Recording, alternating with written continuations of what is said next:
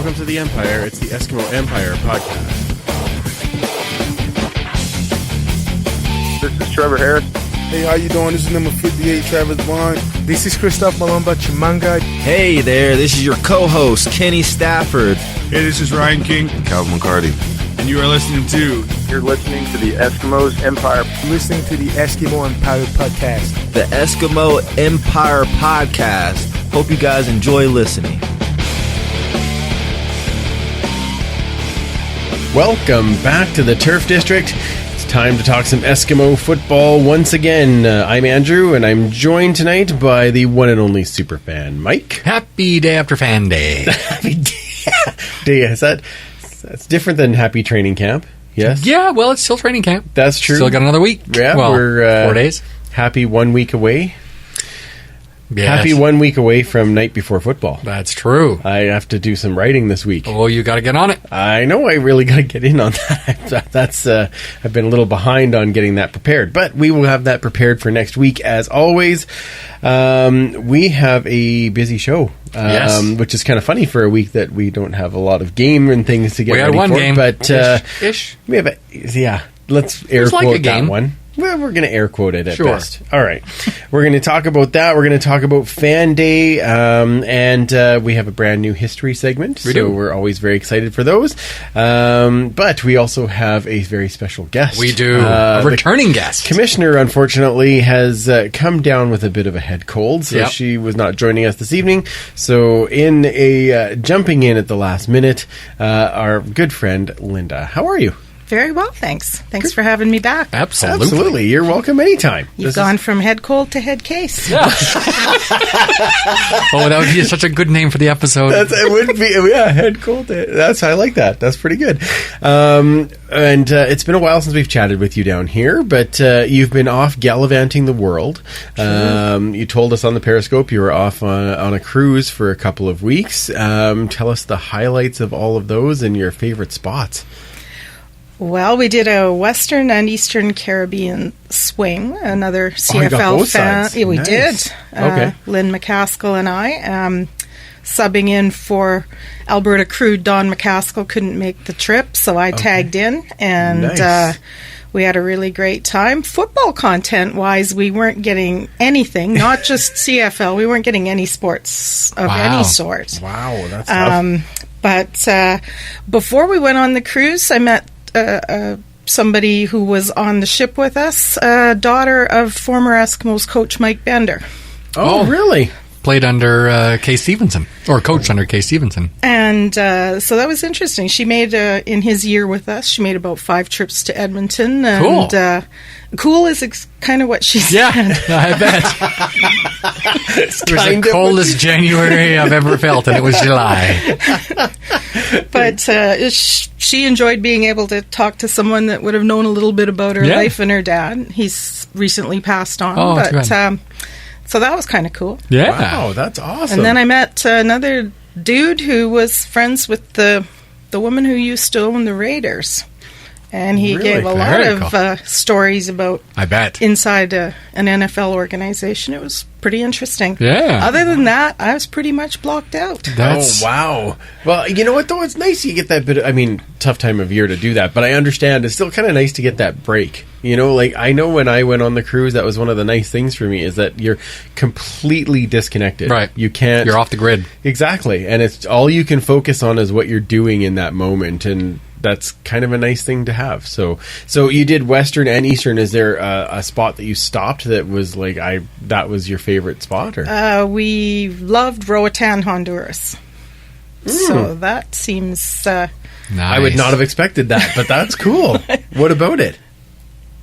Well, it was beautiful, and on the western side, they hadn't been as devastated by hurricanes as they had on the eastern side, so it was still lush and beautiful and warm, and seemed relatively prosperous, or at least not impoverished. It was. We saw quite a lot of the island, and had a lovely time. Oh, that's awesome! Got to try some local beers in St. Thomas, the only craft brewery I found. Okay, excellent. But also Belize had some local beers, so Oh, nice. I did my best. Well, you need to, it's all part of the global Linda 2.0. That's right. Linda 2.0. Sure. Well done. If Randy Ambrosi can do it, Linda can do it. That's right. Yeah, it's like beer travels. Linda 2.0. Right. Love it. That's outstanding. The other thing that and we'll plug this more at the end, but you've got another play that is coming out before too long this year. That's true. New Fringe show. Nice. Awesome. And what is it called again? 3 Nights to Forever. Perfect. All right. Well, we're going to plug that at the end of the show and make sure that everybody knows where they can get their tickets and come to watch that, because we always love watching your stuff. Yeah. If you didn't see Linda's last show, fantastic. Absolutely loved that last show too. Yeah, Thank you. And I still want to see the football one if it ever comes back. Yeah, if True Grit ever comes back, I've got to watch that. Yeah. Well, it needs a bit of a rewrite. Yeah, some things have changed since. Sure. But, no reason we can't just do a staged reading. Oh, I'd love it. Interesting. I would love it. That'd be outstanding. Yeah, I guess not a lot of social media back when that first came out. That's for sure. No, and Ottawa didn't have a team. Right. That's true. That's true. Yeah. Oh man, that'd be. I still think like I would love to hear it and see it, and that'd be awesome. So we'll work on something. I Sounds think that'll good. be fun. Yeah. I like it. Now, before we get too far into the show, I do want to take a moment just to say thanks to UCC for all the support that they've given us over the last year. They've been an amazing sponsor, and we hope we can work with them again at some point. But that sponsorship has come to a close, so we're looking into new sponsorship deals. So, for sure. But before we get too far, then we should say for one last time, you down with UCC? Yeah, you know me. Absolutely, and I was totally getting in on that one. Excellent. So, all right, let's talk about some Esks news, shall we? First one, probably the biggest news in the last little bit. Dobby is a free elf. It's true, he got his sock. He absolutely did. It was a little bit surprising, and yet, after I know you and I had talked a little bit, even after each preseason game, and Logan Kilgore was really just kind of putting on a show in comparison. Yeah, and I think for people that are listening that haven't listened to the show before, that's Danny O'Brien. I should probably say. Oh yeah, sorry. Yeah. If you've never listened before, Danny O'Brien, D-O-B, Dobby. That's how we got to it. So Dobby is free elf. Okay, we drink a lot during the show. No kidding, and outside. Of the show. Yes. Okay. But I think Logan was just kind of took that second spot. Yeah, I mean, when we first got the very first depth charts, O'Brien was number 2 on that depth chart, and I think Kilgore, who's been out of football for over a year now, when he came back, he's just, I guess, took it to a new level, and he really pushed Danny, and he eventually pushed him out. And I don't think O'Brien would have been right for the 3rd spot, and he certainly is in PR. Right. So it was going to be second or not at all in the team, and unfortunately for him, it's not at all on the team. Yeah, exactly. So a little bit of a surprise, but I think in the long run, when you see the other play... Yeah, I think, though, a lot of people forget when you're a backup quarterback, you're not the starter. There's other things you're doing. You're helping the starter breaking down film. You're helping him go through, especially someone who's new to the team, understand the playbook, because O'Brien's been here for a few years now, and he's been with Moss for 3 or 4 years. This is his 4th year. I think before, because he was with Ottawa, and he certainly would understand it and be able to help that way. So it's not like he just sat there on the sidelines, calling in plays, dancing. Yes, well, and that's the important part. Who is the next green and gold dancer? That's true. Is that going to be Kilgore? It could be. Could be Kilgore. Could be Briscoe. Could be Briscoe. Oh, interesting. Well, I hope they work together. I did. Maybe it'll be a reality show. Kilgore and Briscoe? No, the next green and gold dancer. Oh, the next green and gold dancer. I would be okay with that. Sure. Yeah, I want to watch that. Yeah. Do I get to vote? You get to try out. Oh, I'll pass. Thanks, though. Okay. Well, this sentimental fan is sad about O'Brien, but again, I didn't see anything, and you got to wish an elf luck in his freedom. So. Absolutely. Exactly. Yeah, I don't think it'll be long before he finds a new home. Right. That's what I think, anyway. And he's free to choose that. Oh, I shouldn't have said that. I just couldn't help myself. Okay. We did have a couple other releases. Defensive back Michael Charland. Fullback Alex Dupuis, which was... Bit of a surprise. Bit of a surprise in there, but I think that shows that there's some younger dudes, probably cheaper dudes that are Canadian that are filling that spot and doing what they... Tanner Green is a draft pick we had a couple of years ago. He did quite well, I thought, this year and even last year. And then, of course, James Tuck, who was injured for almost all of last year, is healthy, and he was a special teams demon. Well, and he has that same kind of size, right? Right. And so does... who was that other draft pick we had? Sender? Right. Another big guy. Yeah, and then we still have, of course, Calvin McCarty. Well, of course, yeah. So, and although when they bring in Calvin, they're not usually putting him as much in that tight end position, but a little bit. He did quite a bit in training camp on the other side. Like, if it's just one tight end, it was usually Dupuis or... Absolutely. Yeah, so Alex Dupuis, I mean, he's here for the 1 year. I don't know. Mostly, I've seen Tuck in that position too, right? So yeah. I think he's done Tuck well. was injured, so yeah. And then one more release as well today. Yes, Kadir Spooner. So offensive line. So they're starting to trim those down. That I will say, and Linda, for you having not seen there, the rookie Kyle Saxlid has really shown well. Draft pick in the second round for us. Correct. Yeah. And UNLV. He's really shown well in camp, actually. I've been very, very impressed with him. Yeah, and he's a guy that played tackle, I think left tackle, but he also played right.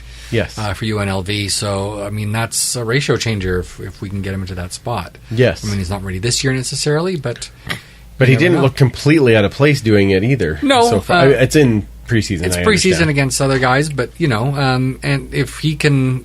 A lot of times they'll start at guard and then maybe they'll kick out to tackle, or if maybe someone like a Justin Senior comes up who's maybe a little more pro-ready at that point, having been in the camp of Seattle. Right. Then maybe we can get a tandem like that. Yeah, and I talked to Cliff the other day, and he said that Justin Senior had signed with somebody in the NFL. Okay. Yeah. So I can't remember where. Yeah, he and Stefan Charles are the two guys I've been sort of trying to watch. But Stefan Charles is still open. Yeah, he was with the AAF recently. Absolutely. So I'm sure we could find a spot. Sure. All right. One more sad note as we learn that Anthony Parker is done for the season with an Achilles tear. For you guys, I mean, we've watched this game forever, but the number of Achilles tears in the past even 4 years, it's been ridiculous. Like, I don't know why it's so different now than what it was before. Any thoughts on it?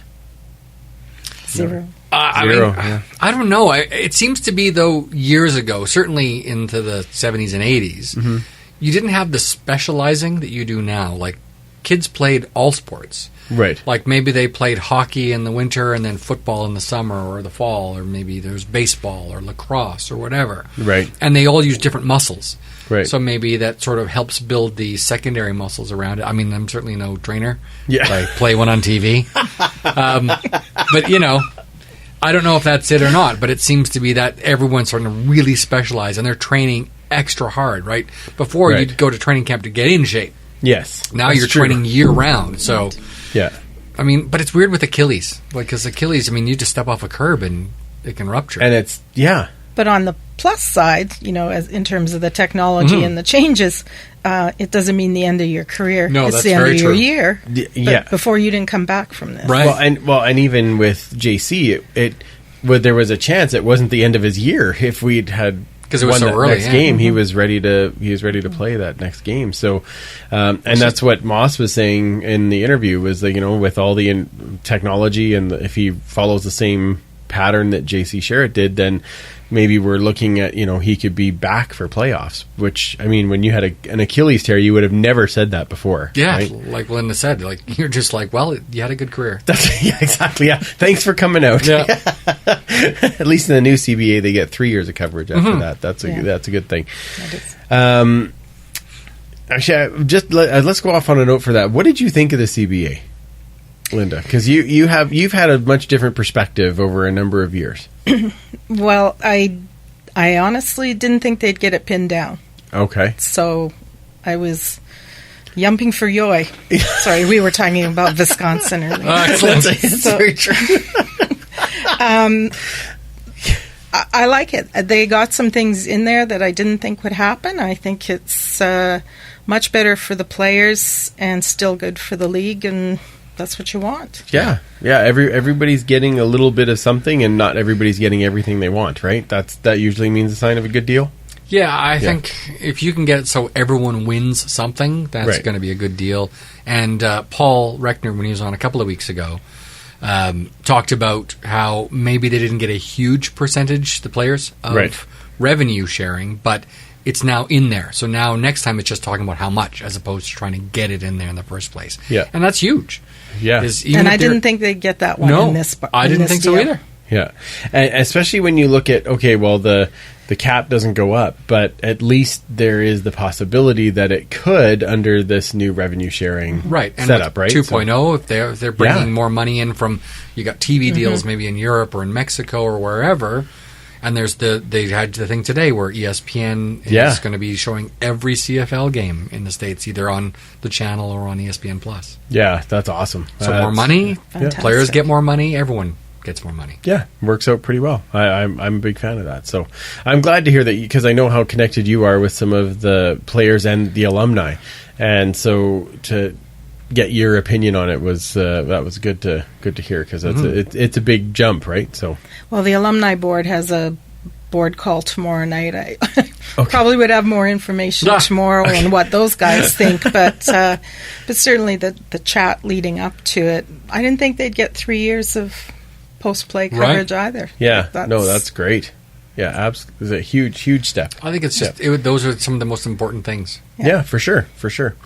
Now, it's not all doom and gloom as we talk about the Esks. There is a signing as well, as we signed quarterback Troy Williams to join into the team. He was from Utah. Yeah. Just before we started recording, we watched a few highlights. I mean, I know he's got an arm. He's got an arm. He's got a pretty long ball, and he's pretty shifty when he runs. Can run, yeah. So that's the kind of guy you want to bring in as that PR quarterback that can kind of work into the system and learn for a year or two, and then start to do something. He's no Danny McManus, but he could get there. He could get right? Just hang out with the old lineman for a while. That's pretty good. The buffet will be good. Yeah, that's perfect. Excellent. So we've abandoned Uncle Rico already. Well, Uncle Rico's no Danny Mac. That's very true, yes. A little lady at those steaks in that movie. Danny Mac could throw it over all the mountains, That's not right. just one. That's right.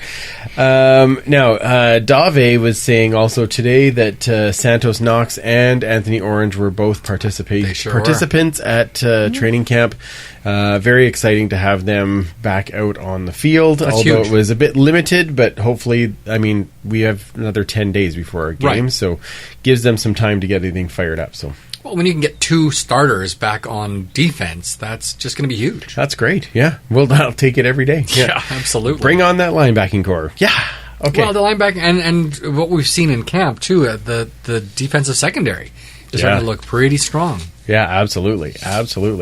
Let's talk about the preseason game number 2. Now, Linda, I know you didn't get to see much of this, but again, I use game in air quotes. That's right. But the Esks lose 20-3. Now, did we have any starters? Yeah, I think some on the offensive line. I think that was it, though. Yeah, it was. Yeah, not a couple of receivers, but nothing.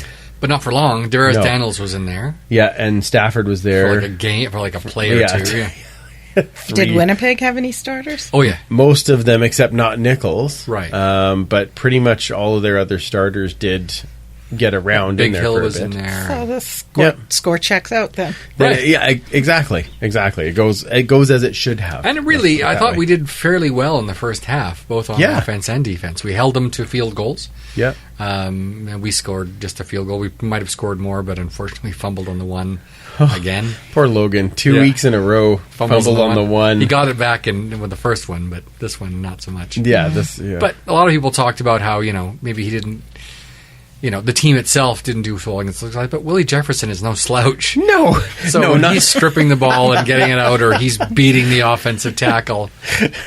Wait a second. It's you Willie mean Jefferson. to tell me that Willie Jefferson is a good player? He could be. Wow. What number is he up there? Yeah, 99 on the all-time Eskimo list. Yeah, It's true. yeah, for 1 year. So For he must 1 be year. reasonably good. It's all right. Kilgore goes 10 for 19 for 109 yards passing. I thought overall he did look good in the pocket. Yeah, I thought so. I mean, I understand that's not, just over 50% passing, but that was kind of all the quarterbacks in the game. They were all kind Yeah, of but he also had some 50. dropped passes, too. I mean, there were some Absolutely. very, come on, you got to catch those. Although I can't remember, that might have been Danny O'Brien that threw the one to Shai Ross, and yeah. it was right in his, that was right in the bucket in the Yeah. end. That was some serious. But there were some push-ups. other ones that were, the defensive back made a good play. And Yeah, they're sure. getting paid, too, or hoping to get paid. Yeah, hoping. I think that's probably the more important part. Was there anyone else that kind of stood out to you in the game? Yeah, a couple, mostly on defense. Okay. I've been really impressed by both Josh Johnson and Brian Walker. There were some penalties in there. Mm-hmm. But I thought they've got some really great aggressive play, and it seems to work really well in Lolly's system. Vontae Diggs, Absolutely. the guy that stood Absolutely. out. Taekwon Glass. Again, all these guys are on defense, I found. I would have liked to see more of Jordan Robinson.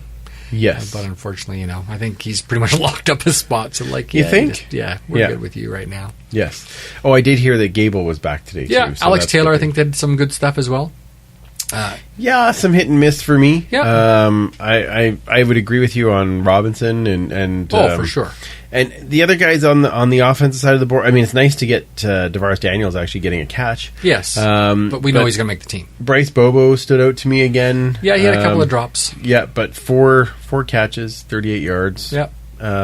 Couple of the stretched variety. Yeah. He's reaching for them and recovering. But I would totally agree with you on Johnson.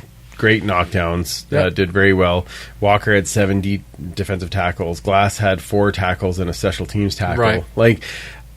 I don't know how they're going to Tough fit them all. decisions. Yeah. Very, very tough decisions ahead. I don't know how they're going to pull it off either, to be honest. I don't know if I haven't paid enough attention to see if they've played a lot of specials. So, I mean, Yeah. you're going to have to. And when you're American, It makes it a bit harder. Yeah, absolutely. But Glass got a special teams tackle in there, so Yeah. the Jimmy Gaines winner is just about on the edge there. We have one still on the team. That's Will it right. be a second? We will see. Although Linda did point out earlier that we probably need to get something to give to the Jimmy Gaines. when you're a winner, it's like, that's all well and good, but I need something. What did you For the win? mantle. A sturdy handshake and a pat on the back. There you go. Well done, sir. Yes. Better than an apple in a roadmap. That's a good point. That's true. That's That a better good not be part of the award. No. Yeah, no, we don't. No, we do not want that. No. So Moss says there's 2 padded practices left and a mock game. I guess there are 1 padded practice and 1 mock game. Right, in pads. So Wednesday, Thursday this week. So Tuesday, Thursday. Oh, is it Tuesday, Thursday? Wednesday is a short period, so it's tomorrow so Tuesday. This will come out after it's over. After we've already talked about it. Yeah, okay. There'll be the 2-a-day, the last Okay. 2-a-day, and padded practice in the second half. Short one on Wednesday, mock game on Thursday, and that's all she wrote.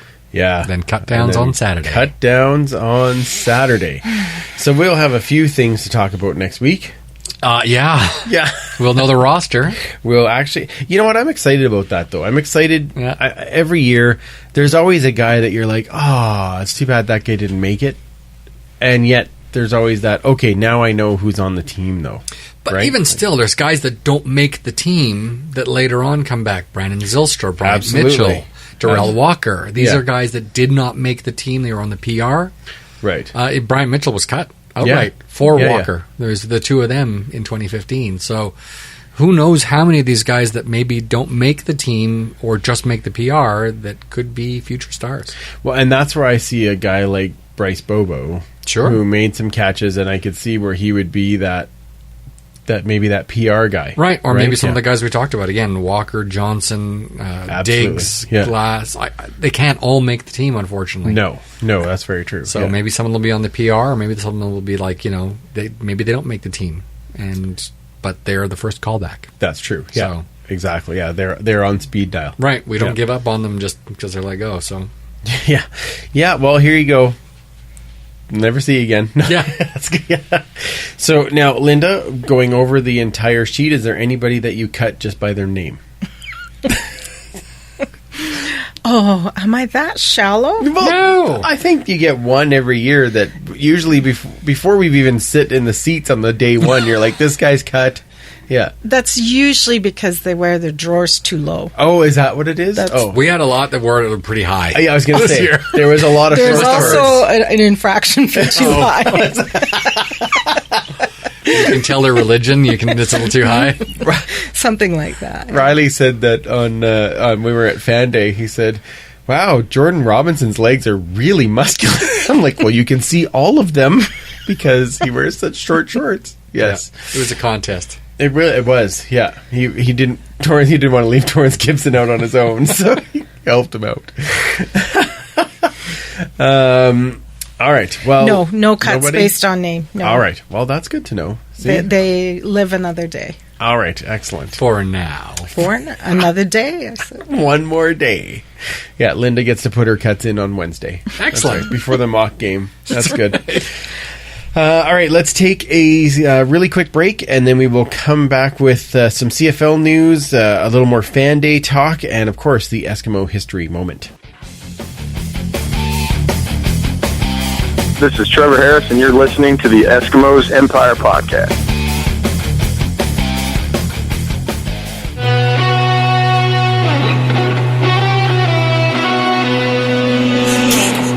Get loud for me. Get loud for me. Get loud for me. Hands in the crowd, we tearing it down. You can join the Empire online. Find us at eskempire.ca.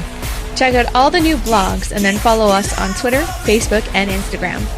For more history, follow at Esks History on Twitter. And even more of my pics on Esks Empire Photo. Don't forget to rate, review, and subscribe to help the pod grow. Thanks again for listening. Let's get back to the show. Welcome back. Let's talk some Fan Day, shall we? Yes. Favorite parts of Fan Day. Let's start with you, Linda. What was your favorite part of yesterday? Oh, so much going on, and just great to see everybody out in their colors. Happy, nice day. It was actually a really nice day. The smoke cleared before I got back, and meant everybody could be out and be healthy and happy. That was amazing. Yeah, seemed really well organized. Yeah, and I mentioned in the Periscope that I like to watch how people interact with the fans, not just the football-knowing fans, but the other members of the community, the old, the young, the disadvantaged, and it shows character, and so I'm always watching for that. And boy, it looks like a nice crop of players out there. Excellent. That's a good thing. That's a great thing. And I wanted to point this out earlier too, but I really liked how this is the first time at Fan Day they set aside the spot for the kids club. Yes. And all the players went to do the autographs there first. Yeah. I thought that was brilliant. Yes. Really, really well planned. That's the next generation. Absolutely. I thought that was outstanding. And like you said, how they go and they talk to those kids and kind of give them that that hope, or that here's that next hero to watch, right? Yeah. I thought that was really, really cool. So your favorite part, Superfan? Lots. Getting to interact with getting to interact with the people there as well, not just the players. Getting to see faces that we've seen many times. Sometimes it's the first time we've seen since Grey Cup. Yes. Getting to meet people for the first time that, said they've listened to the show, and we got to talk to them a bit about it. And, it's just really great to just meet all people that all come for a mutual love of the Eskimos. And from the player side, it's great getting to see, especially those first-time players. Maybe the draft picks or the new signings that this is their first pro experience, and getting to interact with the fans and just seeing that how much this city loves the Eskimos, and they want to be a part of it, right? Yeah, absolutely, absolutely, and for that we should actually also throw a thanks out to the Eskimos and to Cliff and Andrew for helping us out, getting us that table. Right. And it's nice when we're kind of right in the midst of where everybody's at, and we can visit with them, and we had our fancy new shirts and all those fun things. So if you haven't seen those, we'll be posting pictures soon. We want you to enlist all your friends in the Empire. It's very important. But yeah, I really liked that part. I think probably the highlight for me though was getting to talk to Jason Tucker. Oh, no question. And we will be posting the picture very soon. We had a little surprise for Jason and had the white shirts with 83 on underneath. And after we finished talking to him, I said, "Can we take a picture?" And he said, "Sure." And I'm like, "Okay, we just need to get ready for the picture." And he's like, "What do you mean?"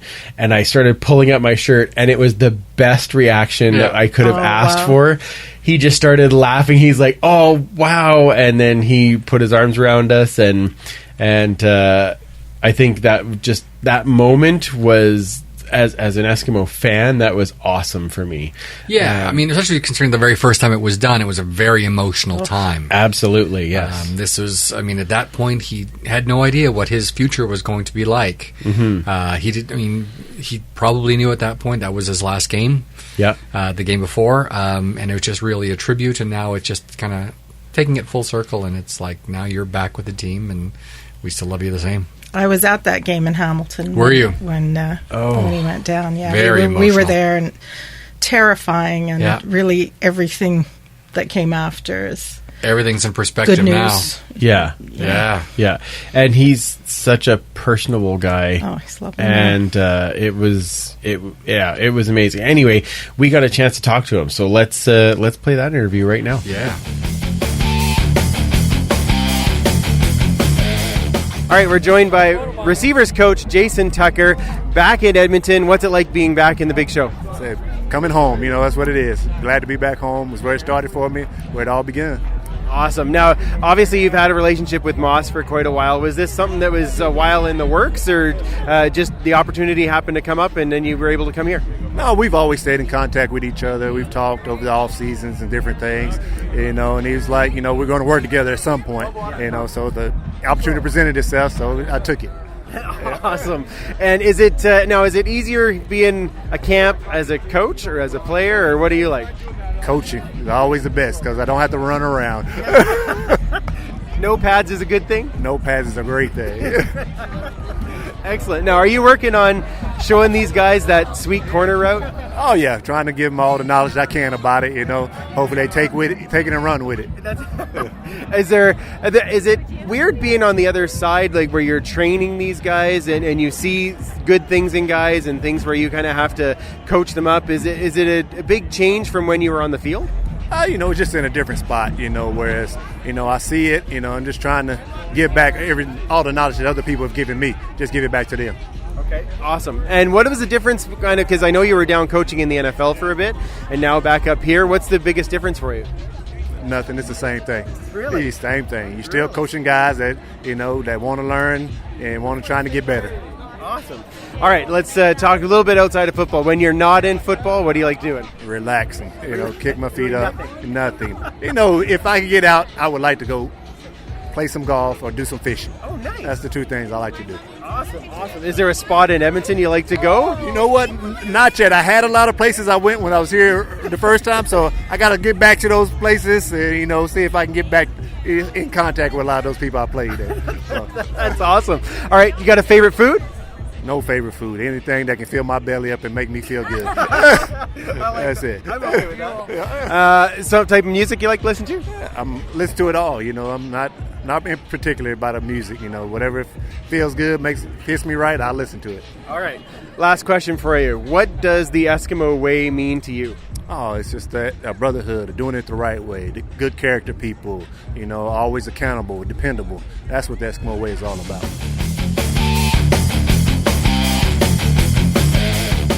Can't thank Jason enough for that. No. And that picture will be one of my favorites for a very long time. And then we had an extra shirt made with the 83 on it, and I was able to give it to him, and he was pretty happy with that. So that was really, really cool.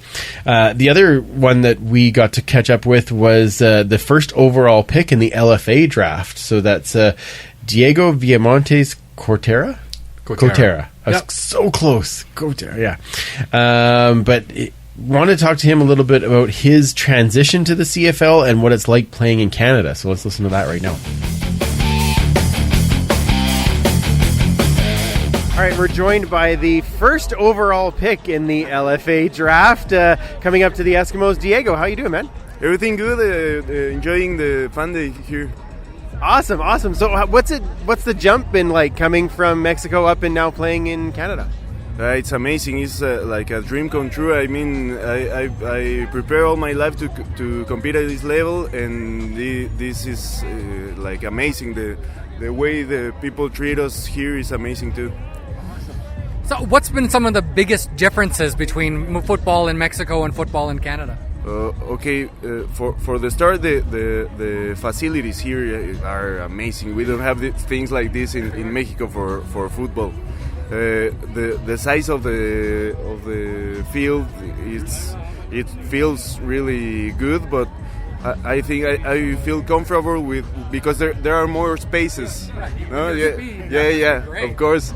Other difference is the culture about football is pretty serious. Down in Mexico, we take things serious, but we don't have the infrastructure to get this serious. I mean, we get here at 7 a.m. and leave at 9. Yeah. That is pretty serious. Welcome to the CFL. That's right. Yeah, so, how are you finding it? You're a speedy guy. We really picked that up even watching in camp. How do you find going up against some of these defensive backs? I feel like one of my qualities as a wide receiver is the route running, and since I managed to use their speed to facilitate my route running. They are some backs are pretty reactive, so when you move do a juke. They almost every time they fall in the so I'm managing my way in the field pretty good. Awesome. So how long have you been playing this style of football? American and Canadian. It's since I was 11, so 17 years. Nice. Yeah. That's awesome. So even down in Mexico, you were doing a lot of tackle football.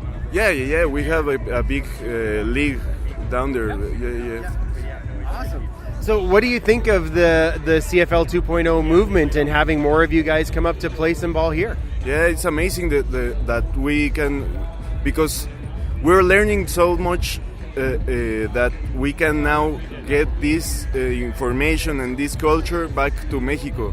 Nice. And that will grow either our football and also I like so much the Canadian football. I've been watching this since like 5 years ago. And the way that it's fast all the time, the special teams, they like the way of playing promotes the special teams, the returns and everything, and it's I think Mexican fans will catch up to this kind of football pretty fast. It's exciting. Have you had a chance to get out to Edmonton at all and see the city? No, not at all. Yeah, all camp. We only know the hotel and the stadium. What's it been like, kind of culture shock wise, with all of the people that you've had to deal with up here? They have treated us amazing. I mean, everybody's saying the same. Welcome to Edmonton. Everybody's like, whatever you need, you can call me. They even try to speak Spanish to us. Yeah. So people here are pretty. They are warm. They get you to feel comfortable and like welcome. So. Oh, that's outstanding. Well, we're so glad you're here. We wish you all the best of luck through the rest of camp, and hopefully we get to see you more throughout the season. Thank you very much. I hope that too, and thank you for all the welcoming.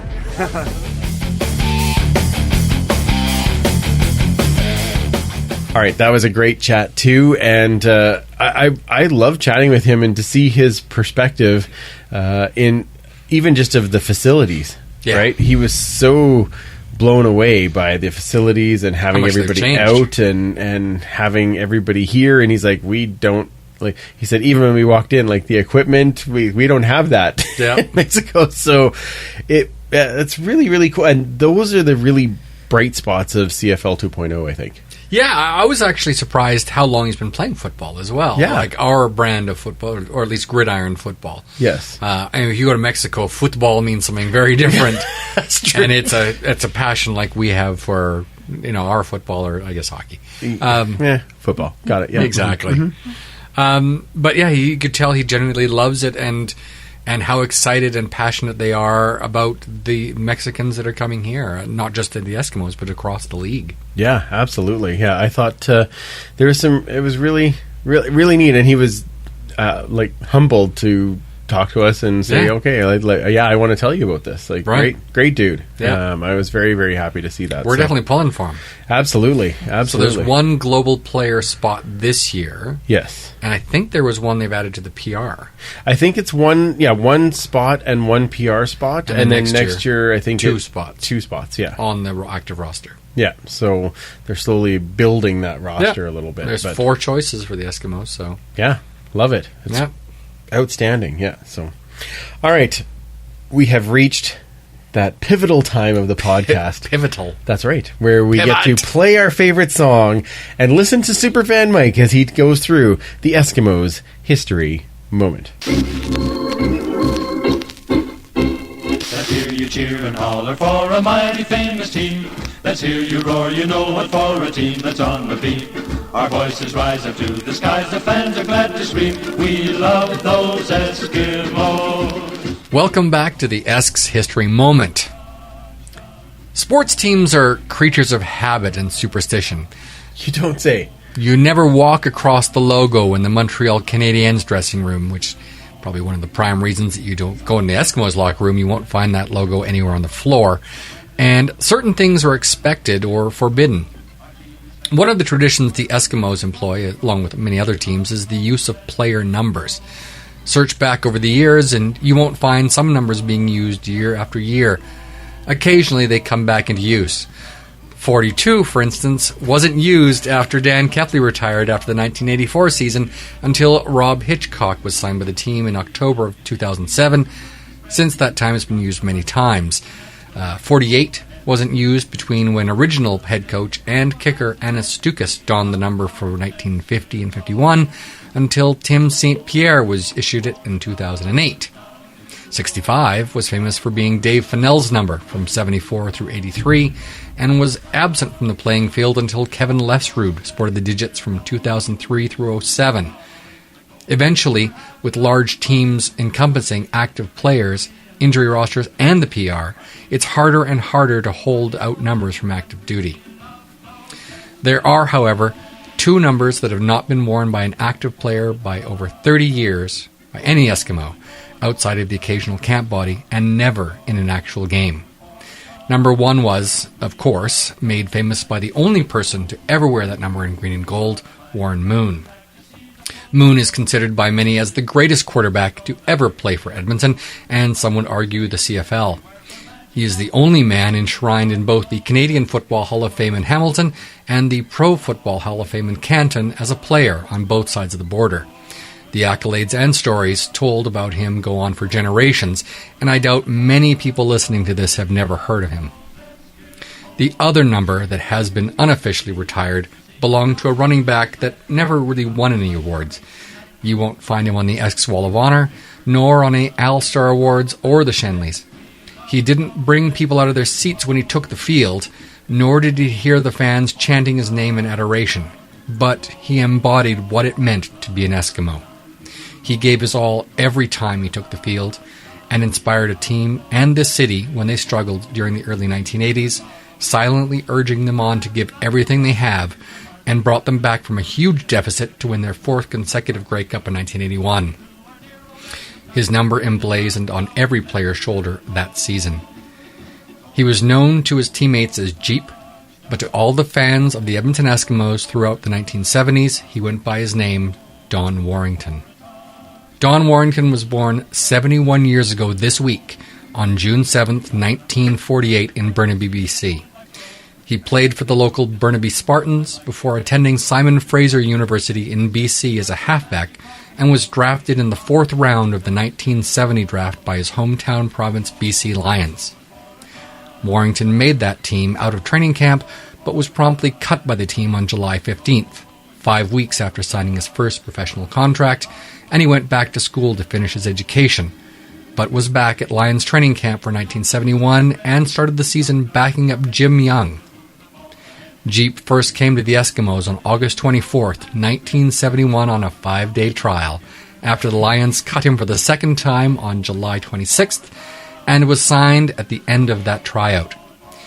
Equipment manager Tom Pond gave him number 21, not knowing how intertwined he would be with that number for decades. Warrington became a flanker or wingback for the Eskimos, sort of a hybrid blocker, running back, receiver, and was a lunch pail player, someone who tied up their boots, brought their lunch pail, and worked hard from start to finish. This was exactly the kind of player that the city of Edmonton loves, being a more than blue-collar town itself, and to this day you cannot have a successful CFL team without several players of that caliber. He only had 1 carry in his first season, a 14-yard romp, which he tripled in year 2 with the green and gold. He maintained a single-digit carries for the first 4 years with the club before finally reaching 20 carries in 1975, which looked like he could be in the talks for most outstanding Canadian player. He had been averaging 400 yards receiving over those 4 years, and halfway through the 1975 season he'd already caught over 400 yards with a nearly 18-yard average per catch. During a mid-season game versus Ottawa, however, tragedy struck and Warrington tore up his knee when he went up in traffic to catch a Tom Wilkinson thrown ball, ending his season. Wilkie himself tried to shoulder the blame, but Warrington just shrugged it off. He was on the sidelines later that year when the Eskimos won the Grey Cup in Calgary, the first time the team had won the title game in 19 years. He settled back into his average of 400 to 500 yards per season receiving the following year, playing all 16 games this time, and slipping back somewhat into the shadows when it came time for fan recognition. He toiled away for 3 more years until he was injured again and spent the entire 1980 season in this injury reserve list, never once complaining about his lot, and cheering on his teammates game after game. He celebrated with them after they won their 3rd consecutive Grey Cup in 1980, tying the 1950s Eskimos dynasty days after announcing his retirement. Warrington earned his nickname Jeep from the legendary Dan Kepley, as Don was always driving his Jeep with the top down all year, including the winters that Edmonton could be famous for. Tragically, 7 days after his team won the 4th Grey Cup since he joined them, he was involved in a car accident after he was struck by a semi and taken to the hospital in critical condition, passing away 2 days later. Accolades poured in from former teammates, coaches, and friends. It truly showed how much he was beloved by all who knew him.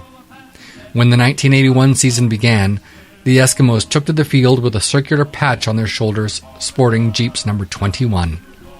That season, the Eskimos won 14 games, the first time any CFL team had done that, against 1 loss and 1 tie. To date, this is the best winning percentage of any team since the CFL was formed in 1958, including the 16-2 Eskimos in 1989. In the 69th Grey Cup that year, Edmonton was stunned in the first half when the lowly Ottawa Roughriders were leading 20-1 after 2 quarters, but regrouped and came back to win the game 26-23. Hugh Campbell said after the game that it really wasn't fair to Ottawa, as his team had 13 men on every play, with Don Warrington with each and every one of them. Warrington's teammates had named him the player that did the most with the least amount of recognition, something he never looked for himself. He was having another fantastic game in the 1978 Grey Cup when he injured his shoulder making a touchdown-saving tackle against the Montreal Alouettes. His replacement, Angelo Santucci, ended up winning the Most Outstanding Canadian award. That certainly would have gone to Jeep, but he was unfazed, saying that all that mattered was that the team won the championship. It's likely we will never see Don Warrington's name emblazoned on Commonwealth Stadium. He didn't have the numbers to earn a spot in the Canadian Football Hall of Fame. He isn't a player that fans might look back on now and talk about him in hushed, revered tones that we reserve for the legendary players. But next time you go out to see the Eskimos play, look at that roster sheet and understand that there are 44 men on the field, having one extra. He won't appear in any lineup, but you can be sure that number 21 is there on the sidelines, in the huddle, celebrating in the locker room each and every game. Going for a touchdown. Going for a touchdown. Going for a touchdown. We love those Eskimos. Wow, that was a good one. Yeah, that's one I've been wanting to do for quite a while. Yeah, that was very well done, Superfan. Thank you. Yeah, it's. I think a lot of people don't really know who Warrington was nowadays.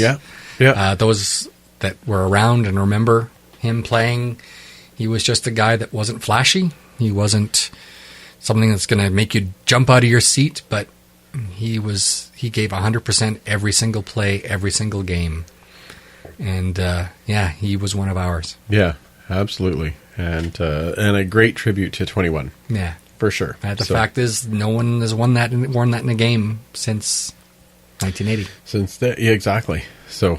And you even referenced the musical career. That's true. He was those that we've talked about before. We've had that 7-inch 5-day trial. Oh, he was one of the members of that. He did doo-wows like nobody's at business. No,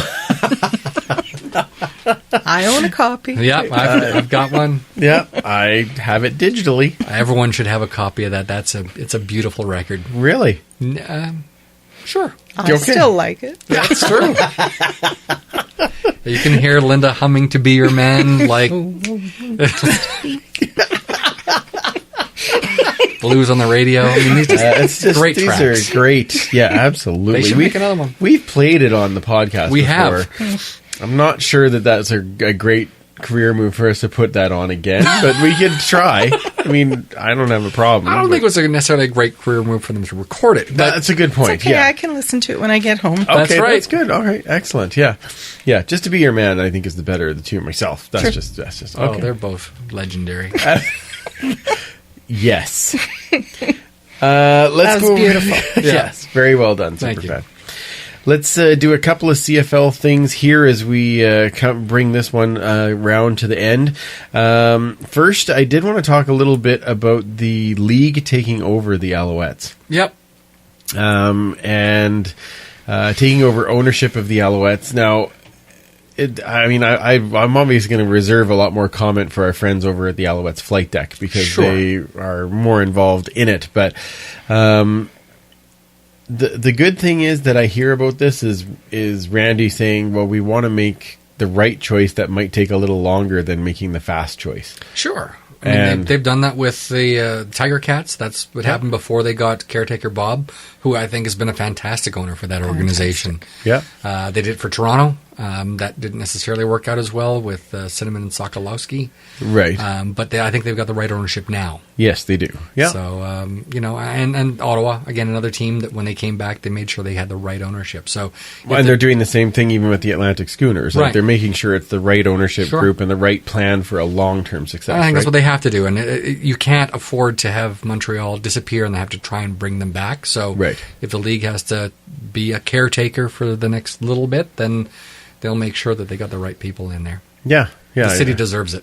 Yeah. So now one of the comments that I was seeing online, and I'd be curious to know what you guys think of this, people were saying that they need a new stadium and they need a new... Now, I've never been to Percival Molson. I'm assuming you have, Linda? Oh, yes. Yes? And what's your thought on that? Well, I mean, it's a fun place to watch a game. Were you there before they did the expansion or when it was 20,200 or whatever?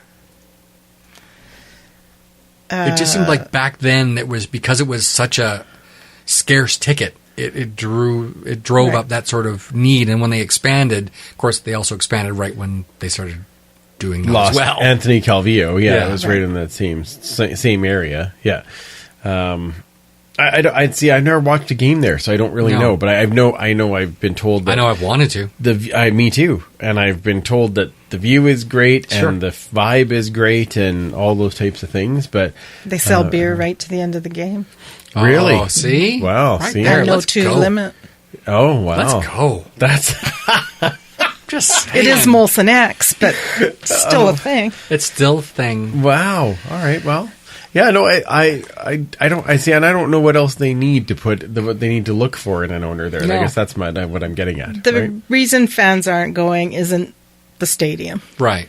It's they are talking about reducing the seats back to 20,000. I believe they were. Yeah, I think that was actually. I think that's not a bad thing. I mean, I love that sort of intimate stadium feel. I mean, we've been to Empire Field when it came out in 2010. Yeah, Tempire. Yeah, Tempire. It was great. I mean, it was just no matter where you were, you felt this real closeness. It was I mean, I love Commonwealth Stadium, obviously, but it has a very different feel. Yeah. You're even kind of away from the game, right? Right. Like, that track, right? So, but at Tempire, you were right there. Yeah. Yeah. And like we watched a game in like the end zone, and it was still an amazing.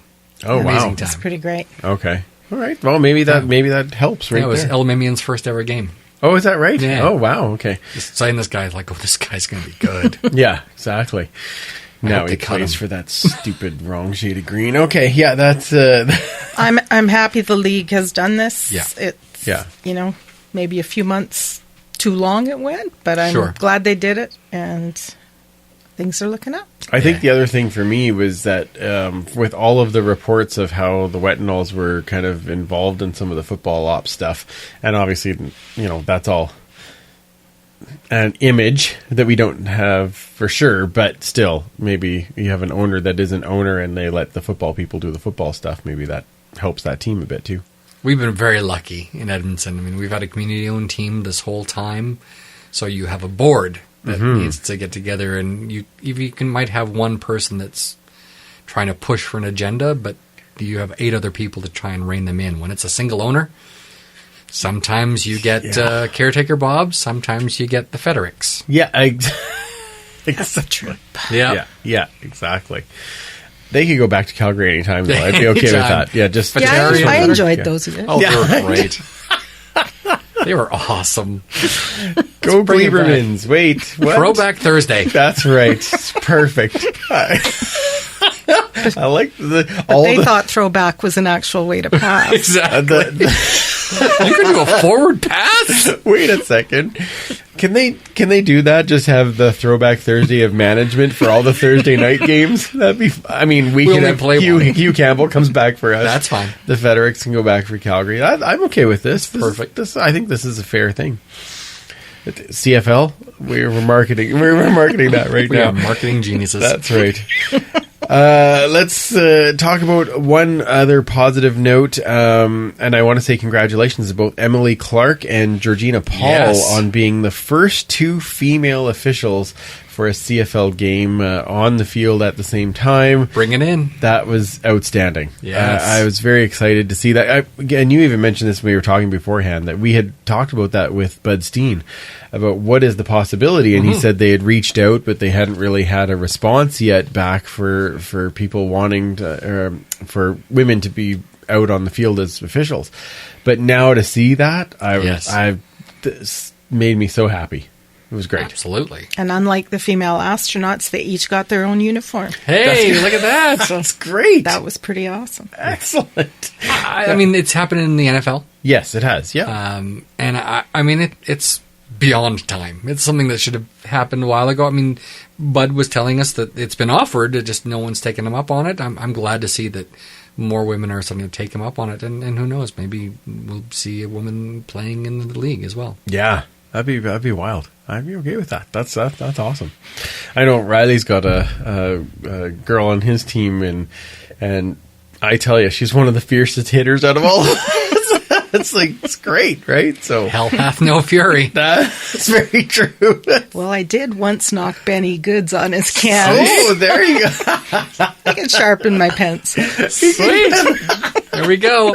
Sign a contract. She's a free agent. She had the cheerleading contract, so now she can go into the football side of it. You got to get both. Honorary. Well, still. They want you to make them look bad. Come Half on. the amount of therapy. That's great. Excellent. Honorary goodness, therapy. That's outstanding. Okay, well, we don't have a game to talk about this week or to prep for this week, just the end of camp. So I guess we will find out more what this roster is going to look like at the end of the week, which means we'll have lots to talk about next week. Any predictions? Any predictions on who stays or who goes? Is that the one? Do you have a cut or a keep? I personally think they need to find a way to keep Taekwon Glass as a backup and as a special teams player. That one and Vontae Diggs are the ones that just have stood out to me for the entire camp. So I would really like, that's a very tough call because there's, like you were saying before, Brian Walker has shown he can really play. Walker's my pick for sure. He's just got a nose for that football. He's a fierce hitter. He's got some great energy. He's got great wheels. Yeah. I'm a little worried that he's Chris Edwards 2.0. I think that's teachable. Okay. I think it's a very different defensive coordinator. True. Yes.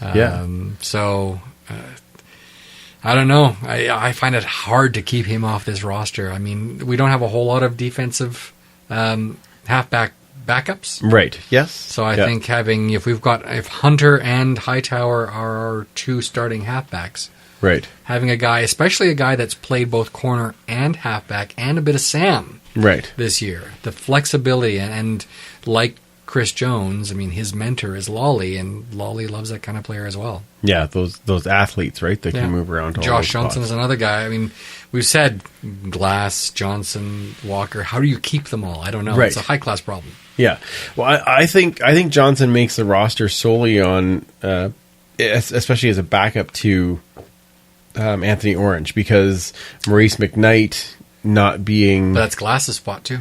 But Glass was playing half at the last two practices that I've watched, so maybe he's coming. But in the game, in he played both. Yeah. Yes. So, it's tough. I'm telling you, it's tough. I'm glad that I don't have to make these calls. No, these are very difficult choices for people smarter than me. Yeah. I will put it that way. So, Linda, do you have anyone that you sort of? What about any cuts? Do you think there'll be any surprise cuts? People that you thought, oh my god. It's hard. I feel I just don't have the information to do that, and anything would sound mean-spirited, and I'm not that way. That's a good point. I'm not fair. that way. I can tell you one that I think might be a surprise cut, and that would be Travis Bond. I think I think he might be on the ropes. I mean, unless he can get better at the tackle position. Because I think they're going to end up having to go with 3 Canadians on the offensive line. Well, that's the thing we talked about during camp a lot is where are they going to have those 7 non-import national, yes. Canadian, whatever, starters. I mean, we knew we were going to have at least... whatever. Yeah, we knew we were going to have at least one receiver, if not 2. With Anthony Parker going down, that may change things a bit. Yep. Surprisingly, we had Natea J going with the 1s in camp, but not Tavon Smith. Tavon Smith was on he was in the 2s, yeah. Who's had a pretty great camp as well. So maybe we can have that, and then maybe have a Shai Ross or a Harry McMaster or Weber backing up. And we certainly have a lot of options for Canadians backing up there. Does that work? I don't know. On the defensive side, you've got obviously Kwaku. Yep. You've got the cornerback position with both Colhoun and Onyeka, and safety. And then we had 2 spots at offensive line. So where's that 7th guy? Yeah, exactly. Is it going to be a 3rd offensive lineman? Is it going to be a 2nd receiver?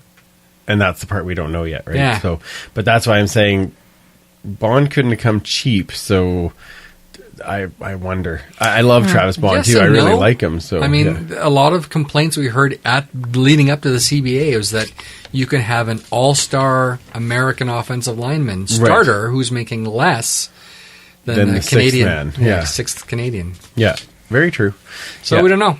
Yeah, but I would say just with the play of Ruby and the way Saxelid has shown in camp, I think there is definitely some. I think that's where we'll see our big surprise. Yeah. That's my big guess. Which doesn't make me happy. I just want to say that's my guess. Yeah. So, all right. Well, we will find out so much more to talk about next week. Before we go, Linda, plug where everybody can find you on Twitter and tell us all about your play that is coming out and when it is coming out. Give them a teaser anyway. That's right. Okay. What's it about? 3 Nights to Forever is a story of 2 travelers who get storm-stayed in a small town that gets closed off from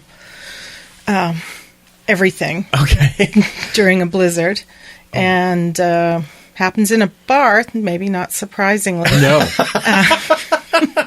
And lots of research. Yes. And over the course of a few days stuck together, the lives get intertwined. It's really a story of an island of misfit toys. Nice. That's awesome. Making a go of it. Outstanding. I've been working on this one for quite a while. Yes. So. Excellent. Has it been exciting seeing it come to fruition? Definitely, and I'm thrilled with my cast and the rehearsals we've had so far. So this will be at the Edmonton Fringe, which runs August 16th to 26th. I think we open on the 17th, and I'll have show times out on my website soon. Tickets won't go on sale till early August, so... Okay. When we get some dates, we'll definitely retweet and it my out guess is I think we're in a bye week. We often are in a bye week. That works out Fringe. really well. Real well. That's perfect. See, no excuses. And if we're not, then we can do a double header. That's very true. Yeah, that's perfect. See, Yeah, that'd be great. Football game and a play on the same. That's like a dream. I think it is. That's awesome. That's great. And my Twitter is at Lou42 Enterprise. Awesome. Yes, and we all spell that out. LUE42. There we go. There you Life, the universe, and everything. Love it. Excellent. I love those books. And yes, we should find out when we can. Yeah, when the tickets go on sale, maybe we can have a little Empire field trip for that. I'm all in. I think that would be a lot of fun. Yeah, that'd be great. We'll come represent and support Linda as she supports us. That sounds fantastic. I like this. This would be great. Thanks, guys. Yeah, for sure. Superfan. Hi. Where's everybody from? Jeepers. Have you not learned? How many shows have you been on now? Like almost 100. Yeah. Yeah, but I like to keep it interesting, keep the mystery alive. You definitely do that. You can find me at 56 Parkies. No kidding. Hey, well, if you knew. Yeah. I don't know why am I asking? That's very true. You can find me at Freepalicious, of course, the show at Esks Empire Pod. And, of course, I want to mention as well to make sure you follow Pay It Forward with Football on Facebook. Yes. Get those nominations in to Quentin and Samantha, and they will 14th, be picking... big game. Yeah, so they'll be picking on the 7th, I believe, because usually they pick a week before. Mm-hmm. And we're going to find out then for those winners and get them some Kwaku shirts there as well. So you can find all of our social channels and all the show links on eskempire.ca. We will be back next week. We'll talk about the final roster. And, of course, we'll set up Game 1. And we are working on having a very special guest as well. Very special. Excellent. More special than me? No, but close. Yeah, he's like second. Close. He's a second tier. Yeah, somewhere in there. Gotcha. Yeah. So are we excited to get the final roster and get ready for week 1? Absolutely. For Commissioner Kayla, Linda, and Superfan Mike, I'm Andrew. Remember, you can't catch footballs with your face. We will absolutely talk to you next week. Thanks for listening. Find more great shows like this at CF Pod Network on Twitter.